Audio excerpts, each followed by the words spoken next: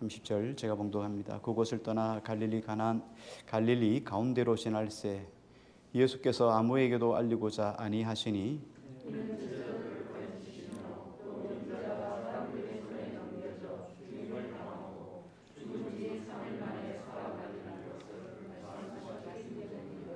그러나 제자들은 이 말씀을 깨닫지 못하고 묻기도 두려워하더라.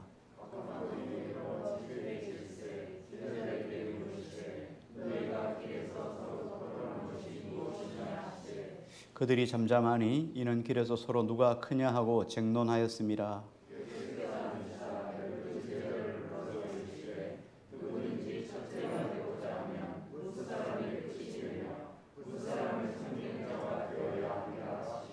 어린아이 하나를 데려다가 그들 가운데 세우시고 안으시며 제자들에게 이르시되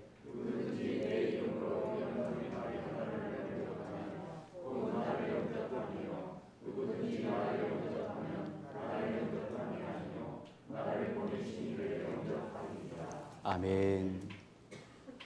지난주 이야기가 변화산상 위에서 있었던 예수님의 변화의 사건 이야기 있죠. 내려오시면서 예수님이 변화산에서 일어난 사건을 예수님이 다시 죽은 자 가운데서 부활하기 전까지는 아무에게도 말하지 말라 그렇게 이야기를 했습니다. 그런데 밑에 급하게 예수님이 다른 성경에 보면 예수님이 급하게 사람들을 재촉해서 밑으로 내려가자 이렇게 하셨죠. 위에는 베드로, 야고보, 요한 3명의 제자들을 데리고 변화산상에 올라가셨는데 밑에는 나머지 9명의 제자들이 밑에서 있었어요. 그런데 귀신 들린 자, 말 못하고 그리고 벙어리 된 말 못하게 하는 귀신 들린 자의 아버지가 아들을 데리고 와서 좀 고쳐달라 이렇게 이야기를 했어요. 제자라고 하는 것은 스승과 동일한 일들을 하는 사람 이렇게 제자예요. 그래서 제자가 된다는 얘기는 스승이 하는 일을 하고 스승이 베푸는 능력도 할 줄 아는 사람을 제자라고 이야기하는데 그래서 예수님의 제자들이 있는데 예수님은 안 계시고 고쳐달라고 했더니 못 고쳤어요. 뭐 여러 가지 일들을 많이 했겠죠. 그런데 못 고쳤어요. 그래서 서기관들이 옆에서 비웃는 거예요. 뭐 좋은 말로 하진 않았을 거고 야 너들이 예수님의 제자라고 하면서 뭐 예수님이 하는 일도 제대로 못하면서 무슨 제자냐라고 이렇게 비아냥거리듯이 변론하기 시작합니다.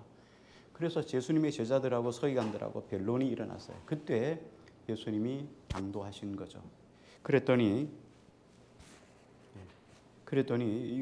그 귀신 들린 자의 아버지가 예수님께로 쫓아와서 이렇게 이야기를 합니다.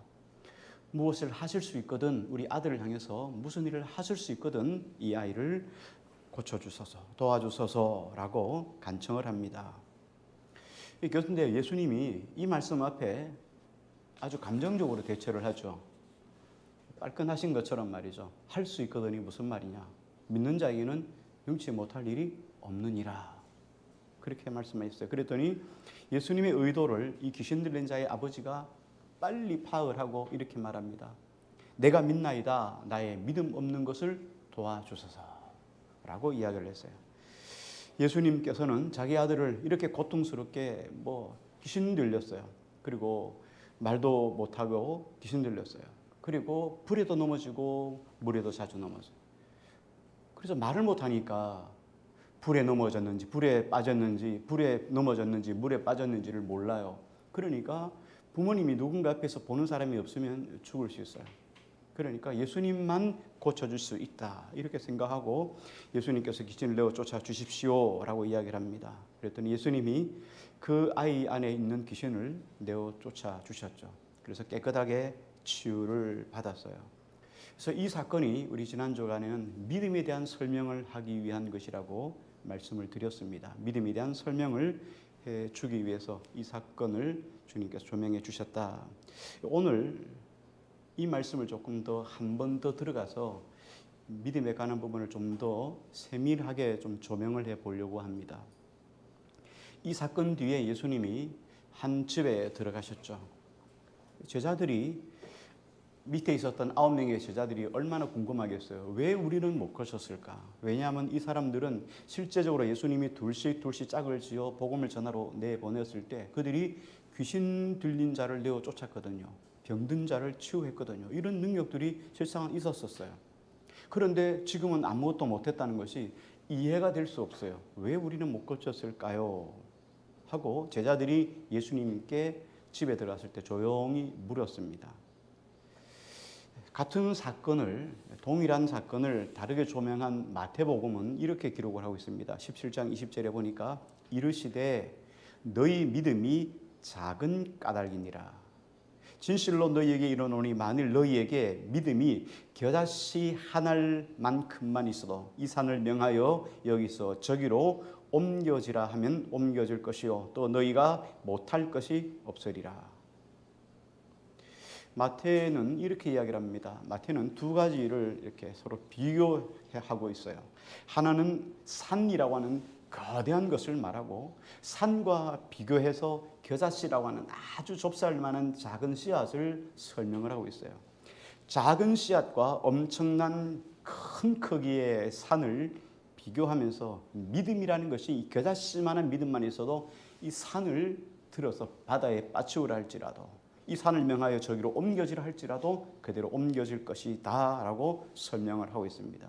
그래서 믿음의 능력에 대해서 우리에게 설명을 해주고 있습니다.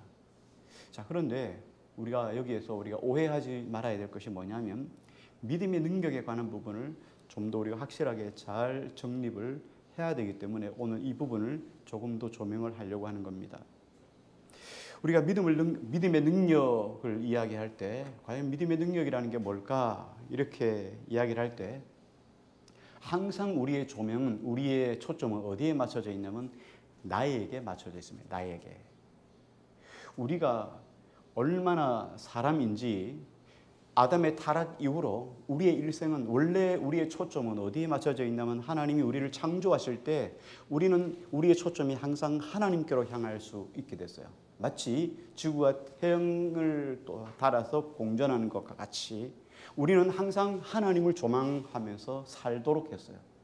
하나님을 경외하며 살고 우리 삶 속에는 우리가 주신 것들을 마음껏 누리며 생육하고 번성하고 땅에 충만하며 살도록 하나님이 우리를 창조하셨어요. 그런데 아담의 범죄 이후로 죄가 들어오자 우리는 하나님 중심의 삶이 아니라 내 중심의 삶으로 체질가 된 거예요. 바뀌어졌어요. 가치관, 오늘 우리의 관점, 초점들이 완전히 바뀌어졌어요. 그래서 우리는 항상 나 중심의 삶이에요. 예수를 믿든 안 믿든 우리는 사람이기 때문에 내 중심의 사람, 내 중심의 삶을 살아가요. 항상 내 중심에서 생각하는 것을 선이라고 생각하고 살아가요. 내 중심의 삶 속에서 안 좋은 것들을 우리는 악이라고 생각하고 삶을 살아가요. 그런데 성령이 내 안에 오시면 우리의 관점이 바뀌어지기 시작해요. 내 중심의 삶이 하나님의 중심의 삶으로 초점이 바뀌어져 가는 거예요. 이게 성령이 오셨네, 성령이 오셨네. 성령님이 오셔야지만 가능한 사건이죠. 그래서 우리가 능력, 하나님의 능력, 믿음의 능력을 이야기할 때도 항상 누구에게 초점이 맞춰져 있냐면 나에게 초점이 맞춰져 있어요. 내가 믿음의 능력이 얼마나 많은가, 내가 믿음의 능력이 얼마나 믿음의 능력을 가지고 있는가에 초점을 맞추게 됩니다. 그러다 보니까 어떤 일이 일어납니까? 그러니까 내가 열심히 기도해서 뭔가를 기도를 많이 하면 믿음의 능력을 지수를 올리는 것처럼 이렇게 가 있어요. 마치 게임 포인트처럼 말이죠. 아이들이 게임하면은 뭐 파워를 이렇게 얻잖아요. 레벨 몇 레벨 이렇게 얻는 것처럼 내가 기도를 많이 하면 능력을 하나님께로부터 많이 가져와서 내가 뭔가 능력 창고가 더 풍성해지는 것으로 우리가 생각을 하는 거예요. 그런데 절대 아니에요. 이게 아니라는 걸 지금 설명하려고 합니다. 믿음의 능력이라는 것은 하나님의 능력의 크기를 말하는 거예요. 여기서 믿음의 능력이라는 것은 하나님의 능력의 크기이지 오늘 우리의 믿음의 크기, 믿음의 강도를 설명한 것이 아니라는 거예요. 우리가 믿음의 대상 되신 하나님에 대해서 우리가 하나님을 바르게 믿고 하나님을 바르게 의지할 때 오늘 우리가 말하는 내게 있는 믿음의 분량과는 전혀 관계없이 오늘 믿음의 대상 되신 하나님께서 산을 옮겨가실 거예요. 우리가 하나님을 바로 신뢰하고 하나님을 바로 경외하면 하나님이 산을 옮겨가신다고요. 믿습니까? 주님이 이 이야기를 지금 설명하고 있는 거예요. 그럼에도 불구하고 마태복음이나 마가복음에서 하신 말씀은 끊임없이 우리에게 뭐라 말합니까? 우리의 믿음의 크기라는 관점에서 우리가 자꾸만 생각하는 거예요. 너희에게 믿음이 없는 영혼이라. 우리 믿음이 어느 정도는 커져야 이런 산을 옮길 수 있다고 생각합니다. 그러니까 믿음이 크기가 있어야, 믿음이 큰 믿음이 있어야 산을 옮긴다고 생각하니까, 그러니까 우리가 거기에서 파생되어진 생각들이 어떤 생각이 나옵니까? 나는 교회 다닌 지 1년도 안 됐으니까 나는 믿음이 없어. 나는 절대 그는 못해. 그거는 오래되신 분들이나 장로님들이나 하실 수 있는 일이야 라고 이렇게 착각할 수가 있다는 말이에요. 산이 옮겨지지 않는 이유는 믿음이 작기 때문이다. 우리에게 가지고 있는 믿음이 작기 때문이다. 이렇게 생각을 한다는 거예요. 그런데 이건 실상은 적용면에서 잘못된 거예요. 우리가 분석은 바로 했는데, 우리 말씀을 잘 보았는데, 우리 삶 속에 적용하는 부분에서 우리가 잘못 생각하는 거예요. 왜? 우리 적용 부분에서 인간 중심의 인본주의가 들어왔기 때문이에요. 그래서 신앙생활에서 가장 중요한 것은 우리의 인본주의를 깨뜨리고, 이 말을 우리 집사님이 오늘 기도하신 내용 중에서 자기를 부인하고 해요. 나를 부인한다는 거예요. 내가 가지고 있는 가치관, 내 인본주의를 깨뜨리고 하나님 중심의 삶을 가진다는 거예요. 그러면 어떻게 해요? 하나님의 믿음이 얼마나 큰가를 믿어드리는 것이 믿음이에요. 하나님이 얼마나 능력이 많은가를 믿어드리는 게 믿음이라는 거예요. 그걸 나는 조금 믿으니까 하나님에 대해서 하나님은 하실 수 있을지 않을지 잘 모르니까 믿음이 적다 이렇게 말하는 거예요. 그러나 우리가 하나님이 온 천지를 창조하신 창조주 하나님이라는 것을 창세기 1장 1절부터 꽝 하고 이야기를 합니다. 그건 믿으면 다 끝난 거예요. 하나님은 산도 옮길 수 있는 거예요. 왜? 하나님이 천지를 창조하신 하나님이 산 하나 못 옮기겠어요? 병 하나 못 고치겠어요? 그러니까 창세기 1장 1절을 믿으면 다 믿을 수 있는 거예요. 그래서 우리는 항상 생각하기에 산이 옮겨지지 않는 이유는 우리의 믿음이 적다. 이렇게 생각을 하는 거예요. 그래서 믿음이라고 하는 것은, 바른 믿음은 적용 부분에 잘못되었는데, 바른 믿음이라는 것은 하나님이 얼마나 위대하신 분입니까? 하나님이 이 세상을 창조하시고 다스리시고 통치하시는 분임을 믿어드리는 것, 이게 우리 믿음의 출발점이에요. 하나님은 크신 능력으로 일하시는 분이시죠. 그래서 하나님은 천지를 창조하시고 말씀하시기를 너희는 생육과 번성하고 땅에 충만하라, 땅을 다스리라 이렇게 말씀하신 그 하나님이 내 인생 속에서 내 삶을 인도하시고 지도하시고 영원한 천국에 들어가도록 나를 붙잡아 가시는 하나님인 것을 믿어드릴 때 그 안에서 우리가 평안을 누리는 거예요. 그게 샬롬인 거예요. 못 믿으니까 불행한 거죠. 못 믿으니까 불안한 거예요. 내일을 어떻게 살아가지? 내년을 어떻게 살아가지? 노후를 어떻게 살아가지? 늘상 인생의 삶이 불행한 거예요. 불안하고 불행한 거예요.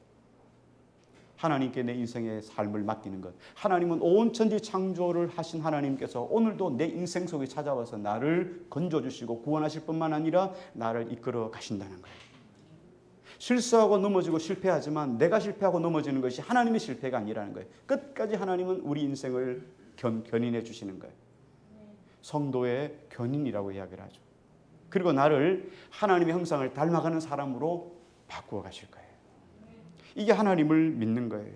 자, 그래서 이 귀신 들린 자의 아버지가 뭐라고 했습니까? 야, 이게 믿음이라는 게 뭔지를 아는 거예요. 자기에게 믿음이 없다는 걸 알았다. 그래서 뭐라 말합니까? 믿습니다. 나의 믿음 없음을 도와주십시오. 우리가 기도할 부분이 바로 이거예요. 뭘 기도합니까? 하나님은 능력 많으신 분인 것을 내가 믿습니다. 이걸 내가 못 믿는 부분이 있다면 하나님 이걸 믿을 수 있는 믿음을 주십시오. 이거예요.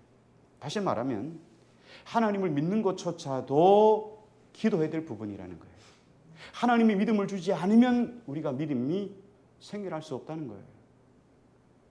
우리가 신앙생활을 오래 하면 믿음이 저절로 생겨나면 얼마나 좋겠어요. 그렇잖아요. 그럼 모태신앙이 믿음이 제일 많지 않겠어요? 왜? 살아온 만큼, 태어나서부터 살아온 만큼 믿음이 있으니까 얼마나 많겠어요. 거기에 교회에 새로 들어온 새신자는 잽이 안 되는 거죠. 그게 아니란 말이에요. 믿음은 신앙의 연조하고는 전혀 관계없어요. 그렇죠? 하나님께서 우리 속에 믿음을 주셔야 된다는 거예요. 그러므로 우리가 하나님께 나가서 기도한다는 말은 하나님, 나는 아무것도 할 수 없습니다. 하나님이 산을 옮기시는 분이십니다. 이걸 믿어드리는 거예요. 이걸 하나님께 기도하는 거예요. 그래서 내 문제를 산을 옮기시는 그 하나님, 천지를 창조하신 그 하나님이 내 삶 속에 개입하시고 찾아주셔서 내가 안 되는 것, 이거 할 수 없는 이 부분을 주님께 올려드리니 주님이 바꿔주시고 고쳐주시고 회복시켜 주십시오. 이게 우리의 믿음이에요. 이건 여러분 하실 수 있잖아요. 이거는 신앙생활 10년 된 사람이나 뭐 지금 한 달 된 사람이나 누구나 할 수 있잖아요. 하나님께 올려드리는 거 왜 못하겠어요? 누구나 할 수 있는 거예요. 그걸 성경은 믿음이라고 이야기를 하는 거예요.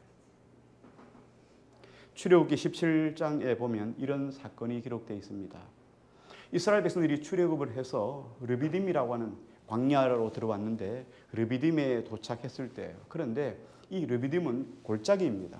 이런 골짜기예요. 골이 깊은데 거기에서 골짜기에 이스라엘 백성들을 집어넣어 놓고 아말렉이 쳐들어와서 아말렉이 공격을 하는 거예요. 딱 진을 치고 이 이스라엘 백성들을 막고 출애굽을 하지 못하도록, 이 가나안 땅으로 가지 못하도록 막고 전쟁을 일으킨 거예요.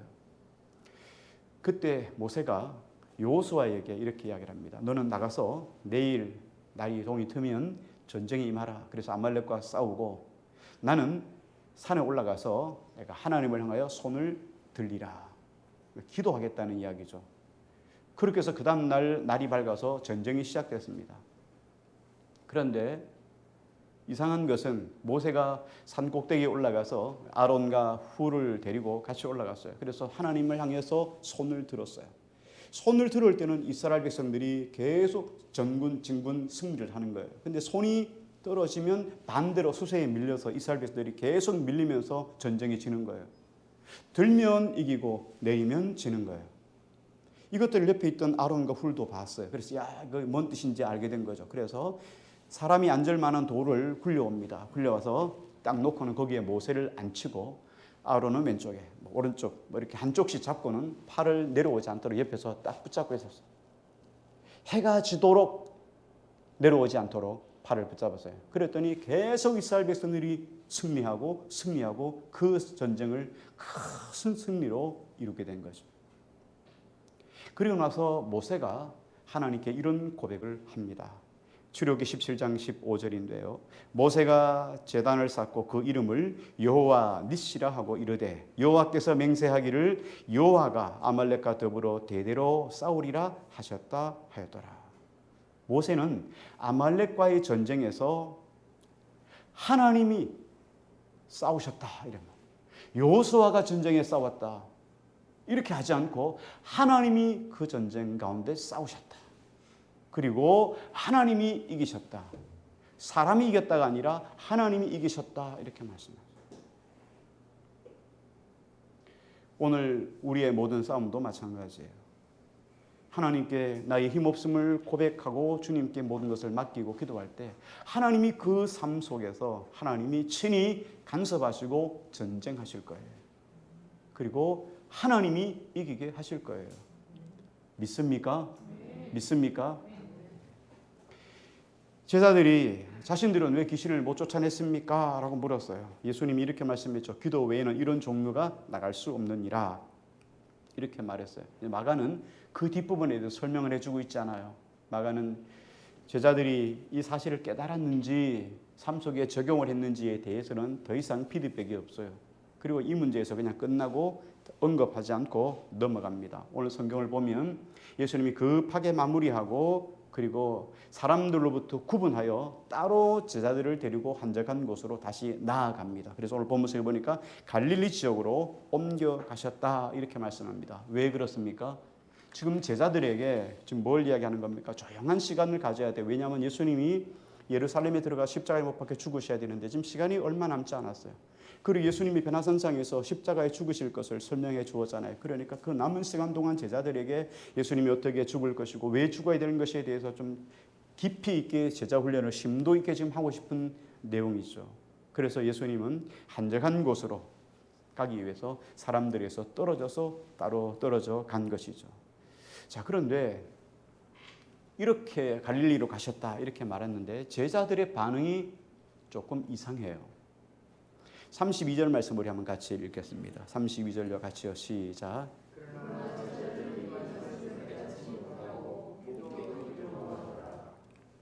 예수님이 계속 지금 제자들에게 가르침을 주셨는데 제자들은 여전히 깨닫지 못했더라. 이렇게 성경이 나와 있어요. 그런데 제자들이 깨닫지 못하지만 예수님에게 물어볼 생각도 못해요. 왜냐하면 오늘 성경이 이렇게 말합니다. 깨닫지도 못하고 그리고 물어보자니 어떻습니까? 두려워했다는 거예요. 뭘 두려워했는지는 정확히 잘 모르겠지만 어쨌든 두려워하고 있다. 그러니까 예수님이 말씀하시는 것이 무엇인지 깨닫지 못하니까 제자들이 지금 어떻습니까? 예수님과 길을 가면서 동시에 딴 것을 바라보고 가는 거예요. 잠언에 보면은 두 사람이 의합지 아니하고야 어찌 길을 갈 수 있으며 그렇게 말합니다. 우리가 하나님이 원하시는 하나님의 나라에 초점이 맞춰져 있어요. 예수님은 그 예수님과 동행하려면 그 성령님과 동행하려면 우리의 초점이 서울을 향해서는 안 된다고 말이죠. 우리 삶이 부산을 향해서는 안 된단 말이죠. 우리 자신을 향해서는 안 된단 말이죠. 하나님의 나라에 같이 있어야 두 사람이 화합하여 주님이 원하시는 길을 갈 수 있는 거죠. 그런데 제자들은 예수님과 전혀 다른 생각을 했어요. 그러니까 전혀 엉뚱한 싸움을 계속 해내는 거예요. 자기들이 이 말씀이 뭔지를 깨닫지 못하니까 또 물어보자니 또 두려워요. 그러니까 지금 예수님의 생각과 제자들의 생각이 일치하지 못하고 자꾸 나뉘어져 있어요. 다른 길을 가고 있는 거예요. 그 내용을 우리 앞에서도 설명을 해드렸습니다. 관점의 차이, 초점의 차이라고 말씀을 드렸죠. 왜냐하면 예수님이 지금 초점은 어디에 있습니까? 하늘의 것에 초점이 맞춰져 있어요. 그런데 제자는 어디예요? 제자들은 땅의 것에 초점이 맞춰져 있어요. 예수님은 어떻습니까? 하나님의 뜻대로 예수님이 십자가에 못 박혀 죽고 모든 죄를 지시고 십자가에 못 박혀 죽으시는 거예요. 그리고 부활하시고 하나님 보좌 우편으로 올라가시는 거예요. 제자들의 관점은요, 예수님이 정치적인 메시아가 되어서 이 땅 가운데 예루살렘을 수복하고 회복하고 로마의 압제에서 벗어나 이 땅 가운데 하나님의 나라를 이루어서 예수님이 왕이요 자기들은 자의정 우의정하고 이 땅에서 영원히 사는 거였어요. 하늘의 관점과 땅의 관점이니까 초점이 안 맞는 거예요. 예수님의 초점은 영적인 것에 초점이 맞춰져 있어요. 그런데 제자들의 초점은 어떡합니까? 보이는 곳에 육적인 것에 관심이 있다는 거예요. 예수님은 하나님에게 초점이 맞춰져 있습니다. 그런데 제자들은 늘상 사람에게 맞춰져 있어요. 사람에게. 그러니 예수님이 아무리 말씀을 해도 그게 뭔 말인지를 이해할 수도 없고 들을 수도 없고 생각할 수 없는 거예요. 하나님 말씀을 듣는다는 것은 그게 여러분이 들려온다는 것은 거듭났다는 거예요. 하나님의 관점으로 말씀이 들려온다는 거예요. 말씀을 들었는데도 내가 이해할 수 없고 생각할 수 없다면 관점이 안 맞는 거죠. 거듭나지 못하니까 말씀을 들어도 그게 뭔 말인지 잘 알 수 없는 거예요. 그런데 이들이 언제 예수님의 말씀을 깨닫게 됩니까? 이 포인트가 정말 중요한데요. 제자들이 예수님의 말씀이 그거다 하고 깨닫는 것이 시점이 언제냐면 예수님이 죽으시고 부활하시고 난 다음이에요. 아, 예수님이 고난받는 것으로, 그래서 예수님이 이 땅에 죽는 것으로, 그래서 이 땅에 모든 삶이 끝나는 걸로 끝나는 게 아니구나. 죽는 게 아니고 예수님이 죽어야 부활한다는 것을 깨달은 거예요. 예수님이 부활하신 다음에 제자들이 예수님을 만났죠. 와, 죽는 것이 아니구나. 예수님이 다시 부활하는 것이구나. 우리가 이 땅에서 죽는 것이 아니구나. 다시 부활하는 것이구나. 이걸 깨달았어요. 자, 그러면 제자들이 나가서 이제 하나님 나라 복음을 증거하고 자기 생명을 하나님께 온전히 드리고 헌신하는 삶을 가졌나요? 가졌습니까? 아니요. 그렇지 않아요. 예수님의 부활 사건을 보았는데도 전혀 그들은 삶 속에 적용하지 못했어요. 사실은 알았지만 팩트는 확인했지만 그 삶을 내 삶 속에 적용을 못하는 거예요. 적용할 능력이 없고 힘이 없어요. 부활의 삶을 살아갈 힘이 없어요. 그래서 누가 오셨죠? 그래서 성령님이 오신 거예요. 성령님이 우리 속에 오셔서 부활의 삶을 살아갈 수 있도록 힘을 주시는 거예요. 내가 하는 것이 아니라 할 수 있도록 해주시는 거예요. 그래서 성령님으로 말미암지 않고는 우리가 깨달을 수도 없고 알 수도 없고 믿음이 생겨날 수도 없는 거예요. 성령님이 그 속에 오순절 마가다락방에 그들이 모여서 합심하여 기도할 때 하늘로부터 비둘기에 내리는 뱀의 혀 같은 불 같은 것들이 그들 속에 내리면서 그들이 성령의 충만을 받게 됩니다. 그 다음 어떤 일이 일어납니까? 그들이 문을 박차고 나가서 예수 그리스도가 하나님의 아들이심을 선포하고 증거하는 증거자로 바뀌기 시작해요. 자신의 생명을 던져서 복음을 증거하기 시작합니다. 놀라운 일들이 일어난 것이 뭐예요? 성령 사건이에요. 그래서 믿음이라고 하는 것은, 신앙이라고 하는 것은 아는 것하고 실제로 삶을 살아가는 것은 전혀 다르다는 거예요. 우리 하나님 말씀을 다 알고 있어도 그 말씀을 알고 있는 것이, 내가 알고 있는 것이 믿는 것이 아니라는 거예요. 알고 있다고 해서 행할 힘이 우리에게 있습니까?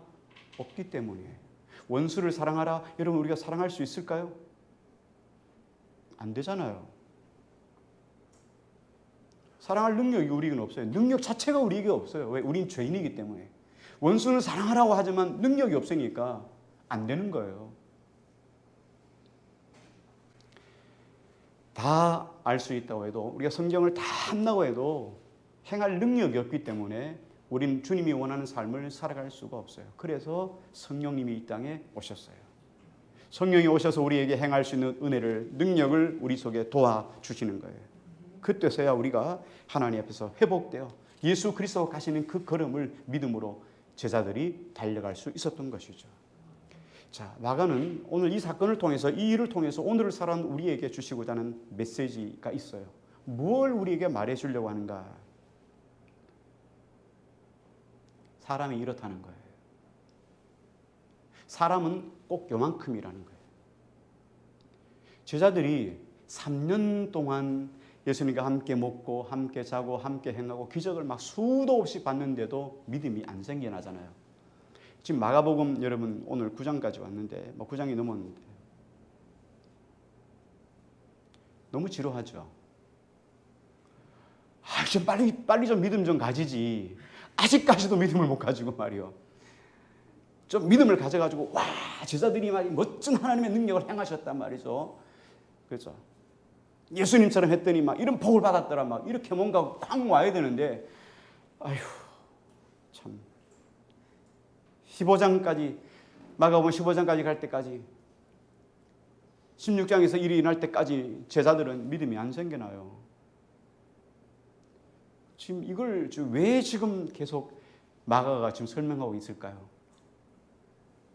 이게 지금 제자들의 모습이 아니라 누구의 모습이라는 거예요? 우리 모습이라는 거예요. 제자들 바라보면서 숨통 터지네, 이렇게 오해 안 했으면 좋겠어요. 이게 우리의 믿음의 현주소예요. 믿음은 너희의 것이 아니다. 믿음은 오늘을 사는 우리의 것이 아니다. 근데 우리는 어떻습니까? 믿음이 우리 것이라고 생각을 하죠. 믿음은 내 것이라고 생각해요. 믿음이라는 것은 앞에서 말씀했듯이 하나님이 얼마나 크냐, 하나님이 얼마나 위대하냐, 이걸 내가 깊이 묵상하고 하나님을 신뢰하는 것이 믿음이에요. 이게 안 되니까 흔들리는 거죠. 이게 안 되니까 넘어지는 거예요. 이게 안 되니까 낙심하는 거예요. 이게 안 되니까 절망하는 거죠. 예를 들어서 많은 그리스도인들이 착각하는 것 중에 하나가 뭐냐면, 우리가 주일날 교회에 와서 하나님 말씀을 듣습니다. 하나님 말씀을 들으면 그 말씀이 내 것이라고 생각해요. 그 말씀이 나의 믿음이다, 이렇게 착각을 하는 경우가 대부분이에요. 좋은 말씀을 들으면 좋은 성도, 좋은 교인이 된다고 생각을 하는 거예요. 그래서 말씀을 듣다가 한 단면을 보면 어떤 부분이냐면, 말씀을 듣다가 옛날에 들었던 말씀을 다시 또 듣는 거예요. 그러면 어떻습니까? 뭐 다 아는 말씀이라 생각해요. 내가 마스터한 말씀, 내가 다 들었던 말씀. 그래서 그 말씀에 대해서 안 듣습니다. 귀를 닫아버려요. 마음의 귀를 닫아버려요. 자, 그러면 한번 생각해 보시기 바랍니다. 우리가 그래요. 과거에 들어본 말씀일 수 있어요. 뭐 여하를 들었든지 간에 이 이야기는 전에 한번 내가 들은 경험이 있다, 들은 생각이 있다 이렇게 생각해요. 자, 그래서 우리가 다 알고 있다 생각합니다. 자, 그러면 정말 안다는 것이 어떤 것일까 하는 거예요. 하나님 말씀을 들어서 그 말씀의 정보에 대해서 안다고 해서 그것이 나의 믿음이 되는 건 아니라는 거예요. 실상 하나님 말씀을 듣고 내 삶 속에 적용해서 그 말씀의 열매를 봐야 그게 내 믿음이에요. 하나님이 선지를 창조하셨다 우리 다 알아요. 근데 내 삶 속에 여러분 적용하기 위해서는 어떻게 해요? 내 삶이 어떤 문제 앞에서든지 하나님은 천지를 창조하신 창조주 하나님이라는 것이 삶 속에 적용이 돼야 돼요. 적용이 안 되면 그건 나는 정보로만 알고 있는 거지 믿음으로 내 삶 속에 실제적으로 적용을 하지 못하고 있다는 것을 말씀하는 거죠. 자, 그러면 과거에 들었던 말씀 우리가 다 알기 때문에 또 같은 말씀을 하네 이렇게 우리가 생각하고 귀를 닫을 수 있어요. 그러나 삶 속에 적용되지 않는 말씀은 결코 우리의 것이 아니에요. 정보만 알고 있는 거죠. 베레아 사람들이 어땠냐면 하나님 말씀을 듣고 정말 그럴까? 정말 이 말씀이 그렇게 될까? 하고 고민했다는 거예요. 그리고 고민하고는 그 말씀을 내 삶 속에 묻고 따지고 다시 삶 속에 적용했다는 거예요. 삶에 힘들고 어려웠지만 삶에 적용해서 선한 열매를 만져보았다는 거예요. 이 말씀이 이거구나 하는 그런 과정을 계속 몸부림치면서 가진 사람들이 베레아 사람이라는 거예요. 그래서 바울은 베레아 사람들을 향해서 이렇게 이야기를 합니다. 그들은 데살로니가 사람들보다 더 너그럽다. 이렇게 이야기를 합니다. 데살로니가 교회가 큰 교회가 있었잖아요. 그래서 데살로니가는 좀 유명한 교회이죠. 그리고 전략적으로 유명하고요. 항구 도시기도 하고 유명한 곳이에요. 그런데 그 사람들보다도 더 너그럽다. 여기 너그럽다는 말은 헬라어에 여기 보면 유게네스라는 단어인데 유게네스라는 단어는 고귀한 마음을 가졌다라는 뜻이에요. 베레아 사람들은 이 데살로니가 사람들보다 더 고귀한 마음을 가졌다는 거예요. 하나님 말씀을 듣고 한 귀로 듣고 한 귀로 흘려버리고 삶 속에서 무슨 말씀을 했는지 전혀 이해할 수 없는 사람들 데살로니가 사람에 비해서 이 베레아 사람들은 하나님 말씀을 듣고 한 주간 이 말씀을 삶 속에 곱씹고 삶에 적용해서 그 삶 속에 선한 열매를 맛보고 이거구나 라는 것들의 과정을 끊임없이 가졌다는 거예요. 이게 믿음이에요.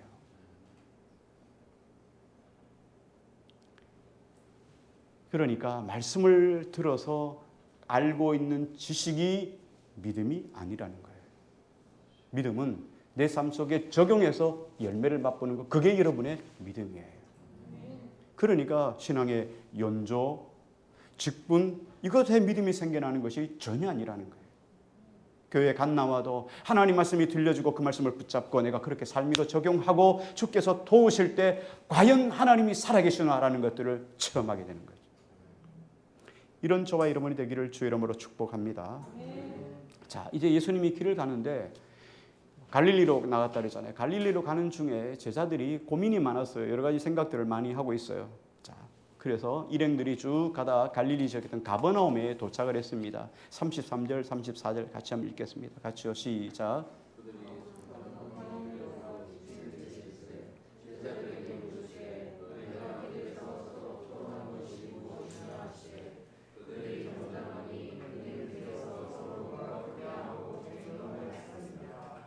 제자들이 가버나움으로 오는 동안에 어떤 일이 있었는지 예수님은 다 알고 계셨어요. 그런데 제자들에게 물었습니다. 그랬더니 제자들도 마음속에 양심이 있는지 뭔가 꺼리끼지 못한 일이 있었던지 예수님에게 제자들이 대답을 하지 못했습니다. 그때 예수님께 35절 말씀을 하셨죠. 같이 읽습니다. 시작.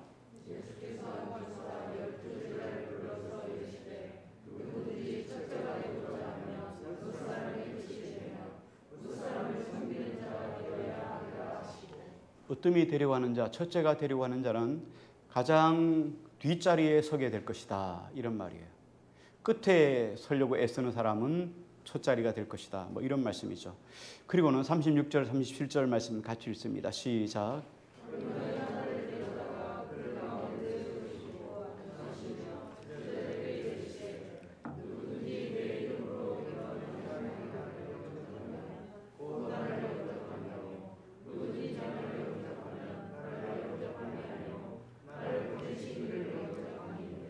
예. 아멘. 누구든지 나를 영접하면 나를 영접한 것이 아니다. 나 보내신 이 곧 하나님을 영접하는 것이다. 라고 말씀을 해주셨어요. 여기 영접하다라는 말은 데코마이라는 헬라어인데요. 받아들이다, 취하다, 그리고 받들다, 섬기다 라고 하는 뜻이에요. 어린 아이를 예수님의 이름으로 섬기는 자. 어린아이를 예수님이 자리로 데리고 왔어요. 이 어린아이를 데리고 와서 예수님이 이렇게 제자들에게 뭔가를 설명하는 예는 상당히 몇 번 있어요, 성경에. 자, 오늘도 예수님이 어린아이를 불러다가 예수님이 제자들에게 이렇게 막 이 어린아이 하나를 영접하면 나를 영접하는 것이 아니라 곧 하나님을 영접하는 것이다. 이렇게 이야기를 했어요. 요즘에 어린아이들 가정에서 최고의 실권자죠. 아이들을 따라가서 그죠? 여러분이 뭐 먹고 싶다 오늘 이러면 아유 그냥 넘어가자 이런 경우가 많지만 아이들이 뭐 먹고 싶다 이러면 안 먹으면 큰일 나죠. 네, 큰일 나요. 아이들이 뭘 보고 싶다 이러면 한 대 딱 때리면서 뉴스 틀어 이러면 큰일 나요. 그렇죠? 아이들이 보고 싶은 걸 봐야 되고 아이들이 먹고 싶은 걸 먹어야 돼요. 여러분의 가정의 실권자는 아버지 같지만 엄마 같지만 실장은 아이들이에요. 아이들의 주장을 따라서 살아가는 것이 부모예요. 중국 같은 나라는 소황제라고 이야기를 하죠. 그런데 이 어린아이들에 대해서 19세기가 다 갈 때까지 이 어린아이들은 사람들에게서 천박한 정도, 의미가 없는 아주 약한 의미가 미미한 이런 존재들이었어요. 그런데 20세기에 와서 이제 아이들이 다시 재평가되기 시작하죠. 아이들의 인격을 소중히 여기는 것이 20세기에 들어서야 이제 시작되게. 그래서 20세기의 최고의 발명은 어린이의 발명이다. 이럴 정도로 어린이가 20세기에 들어서야 이제 인정을 받게 되죠.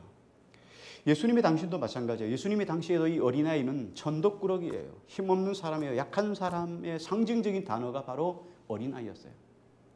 제가 어릴 때만 해도 여러분도 그런 경험이 많을 거예요. 학교 갔다 돌아오는 길에 보면 그 공터를 지나면 항상 공터에는 약장사들이 가끔씩 자주 왔어요. 그렇죠? 와가지고 약을 팔았죠. 약 팔아요. 약 팔면서 별것 희한한 이야기를 다 자력도 하고 그죠? 여러 가지 연기도 하고 이렇게 하는데 그 볼거리 없는 TV도 잘 없던 시절이었잖아요. 그러니까 오다가 그 어른들 그 다리 가랭이 사이를 빠져나와서 맨 앞자리에 앉아서 그걸 본다고요. 얼마나 재밌는 광경이에요. 그러면 그 약장사가 빠짐없이 나오는 이야기가 애들은 가라. 뱀을 사라, 뱀을 사요 하고 밤입니다 하고 근데 애들은 가라 이거예요. 왜 그럴까요? 애들은 약 안 살 거니까. 애들은 돈이 안 돼요. 돈의 가치가 없어요. 애들은 약 사는 거 받겠습니까? 애들이 야 엄마 저 약 사줘 이렇게 하겠어요? 없죠. 애들은 별 존재가 안 되는 거예요. 애들은 여기 오면 그냥 성가시게만 한 거예요. 어른들이 재미없게 만드는 게 애들이죠. 그래서 애들은 빠져라, 애들은 가라 이렇게 이야기하는 거죠. 유대 사회도 마찬가지예요. 남성 중심의 사회였어요. 그래서 여자와 어린아이는 항상 사회 속에서 제외됐어요.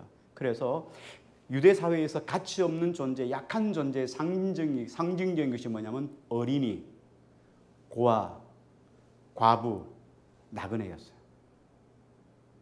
남성 중심의 사회에서 여자가 사회적으로 이익을 창출하는 것에 일할 수 있는 것이 전부였어요. 그래서 여자들이 할 수 있는 일은 뭐냐면 추수하면 들에 나가서 이삭 줍는 거예요. 그걸 가지고 어떻게 삶을 영위할 수 있겠어요. 그러니까 여자 과부라고 하는 말은 그 당시에 가장 연약한 건데 그 중에 고아, 그리고 어린이, 나그네도 마찬가지고. 그런데 이런 가진 것 없고 가치 없는 사람이라고 하여도 이런 사람을 예수 그리스도의 이름으로, 예수님의 이름으로 그 사람을 섬기면 하나님을 섬긴 것과 같다는 거예요. 믿습니까? 이거 참 이해할 수 없는 이야기예요. 어떻게 애들 섬기는데 하나님 섬기는 것과 같을 수 있겠어요? 어린아이나 가난한 자, 천대받는 자 이런 사람들을 예수님의 이름으로 섬기는 것이 어떻게 하나님 자신을 섬기는 것과 맞먹는단 말입니까? 이해할 수가 없어요. 그런데 마가복음에서 계속 지금 우리가 가고 있는 거 뭐예요? 쭉 설명해 주고 있는 내용들을 보면은 이게 무슨 뜻인지 찾게 되죠. 예수님의 이름으로 섬긴다. 예수님 이름으로 섬기는 것은 예수님의 십자가 사건과 연결이 되어 있어요. 그래서 섬김을 모르는 사람은 예수님의 십자가 사역을 다 이해하지 못한 사람이에요. 섬기는 사람이라는 말은 예수님의 십자가 사역을 이해하는 사람이에요. 왜 그런가 하면 예수님이 누구십니까? 빌립보서에는 이렇게 말하죠. 저는 하나님의 본체예요. 하나님 자신이에요. 그러나 자기를 비어 종의 형체를 입어 이 땅에 오셨고 사람과 같이 되었고, 예수님이 이 땅에 오신 것 자체가 낮아짐이에요. 겸손이에요. 낮춤이에요. 여러분, 섬김이라는 말은 무슨 뜻입니까? 낮춤이란 얘기예요. 나를 비우는 거예요. 예수님이 자신이 하나님의 아들이라는 것을, 하나님 자신이라는 것을 내어놓고 사람의 모양을 입었다는 거예요. 우리가 아무리 강아지를 사랑하고 고양이를 사랑하고 요즘 반려견 반려묘 하고 하지만 우리가 강아지가 될 수 없잖아요. 고양이가 될 수 없지 않습니까?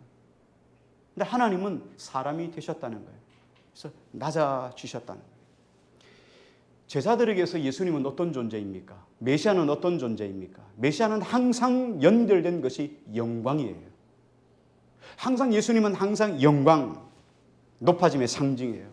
만왕의 왕으로 오신 예수님. 그러니까 예수님은 지극히 높아지셔야 되고 영광을 받으신 분이 바로 예수님이에요. 근데 그 예수님께서 어떻게 해요? 종으로 오셨다는 거예요. 자기를 비워 종의 형체를 입어 이 땅에 오셨다는 거예요. 그러니까 메시아가 하나님의 아들임에도 불구하고 낮아짐, 이 땅에 오셔서 사람이 되었다는 것을 모르니까 섬기는 걸 모르는 거예요. 겸손을 모르는 거예요. 낮아짐을 알 수가 없는 거예요. 그러니까 계속 예수님의 낮아짐, 예수님의 고난받으심, 예수님의 십자가 사건을 모를 수밖에 없는 거예요. 그러니까 뭔 이야기하고 있습니까? 길 가면서 누가 높냐 이야기를 하고 있는 거예요. 예수님의 나라가 임하면, 예수님이 영광 중에 이 땅을 정복하고 나면 누가 좌의정할래? 누가 국무총리할래? 누가 장관할래? 이 싸움을 지금 하고 있는 거예요. 예수님은 지금 뭐 하고 있습니까? 죽어가는 길을 가는 거예요. 죽음의 길을 가고 있는데 예수님이 높아지는 걸 생각하고 끊임없이 자신들이 어느 자리에 앉을 것인가를 지금 자리 싸움을 하고 다투고 있는 거예요. 제자들이 지금 잘못 알고 있는 거죠. 헛다리를 잡고 있는 거죠. 그렇지만 여러분, 여기 생각해 볼 게 뭐냐면, 잘못 알고 있다고 해서 잘못 아는 것이 죄는 아닙니다. 잘못 알면 바꾸면 되는 거예요. 고치면 되는 거예요. 바로 알고 믿으면 되는 거예요. 그건 여러분 전혀 죄가 아니에요. 자, 그러나 제자들은 예수님의 십자가의 길을 전혀 알지 못했고 알려고 노력조차도 하지 않았다는 거예요. 예수님께서 말씀하시면, 십자가의 길을 말씀하시면 아예 귀를 듣지도 않았어요. 안 들었어요. 신앙이 무엇이냐? 신앙은 섬기는 거다, 낮추는 거다. 안 들었어요. 예수님이 신앙은 높아지는 거야 이러면 듣는 거예요. 자기들이 듣고 싶은 것만 듣고 자기들에게 듣지 않는 것은, 자기들이 해가 되는 건 다 귀를 막아버렸어요. 안 들었어요. 이게 제자들의 모습이었어요. 그들은 예수님의 높아지심, 영광을 받는 메시아의 개념만 생각하지, 그래서 내가 얼마나 예수님을 인하여서 높은 자리에 올라갈 수 있을까, 얼마나 출세할 수 있을까를 생각했다는 거예요. 우리도 오늘날 마찬가지입니다. 바른 신앙을 붙잡지 못하면 내가 예수님을 해서 얼마나 복을 받을까, 얼마나 예수님에 인해서 건강해질까, 예수님에 의해서 내가 얼마나 힘을 얻을까에 초점이 맞춰진 잘못된 신앙의 길을 걸어갈 수 있습니다. 물론 예수 믿음 복을 받고 하나님의 건강일 수 있고 다 있을 수 있습니다. 그러나 그게 전부는 아니에요. 그게 우리의 삶의 목적은 아니라는 말이죠. 결론을 내립니다. 그러면 우리가 어떻게 살아야 될 것인가? 주님이 하시는 그 일을 제자들이 바로 이해했다면 주님의 제자들은 예수님의 성품, 예수님이 가는 길을 따라갔어야 하는 거죠. 우리 모두도 주님의 제자입니다. 믿습니까? 그렇다면 우리도 똑같이 주님의 성품과 주님의 모습, 주님이 가신 그 길을 걸어가는 자들입니다. 믿습니까? 그렇다면 겸손해지지 않는 사람, 낮아지지 않는 사람, 약하고 눌린 자들을 주님의 이름으로 섬기지 않는 사람은 아직도 우리 주님을 뼛속 깊이 알지 못하는 사람이에요. 스스로 낮은 자리에 서기를 꺼려하고 칭찬받고 명예로운 자리를 좋아하는 사람이라면 아직도 주님을 제대로 만나지 못한 사람이에요. 지금 이 이야기를 예수님이 마가를 통하여 계속 우리에게 메시지를 주는 거예요. 그렇다면 오늘 말씀의 결론입니다. 믿음의 정의, 믿음이라는 것은 무엇인가? 하나님의 뜻을 이 땅 가운데 세워서 하나님의 나라를 만들기를 원했던 예수 그리스도의 성품, 예수님의 거룩한 뜻, 예수님의 그 거룩한 길을 완성시키기 위해서 우리도 그 길을 따라가는 자들이야. 그래서 나를 부인하는 거예요. 그래서 내 생각을 내려놓는 거예요. 그래서 나를 십자가에 못 박는 거예요.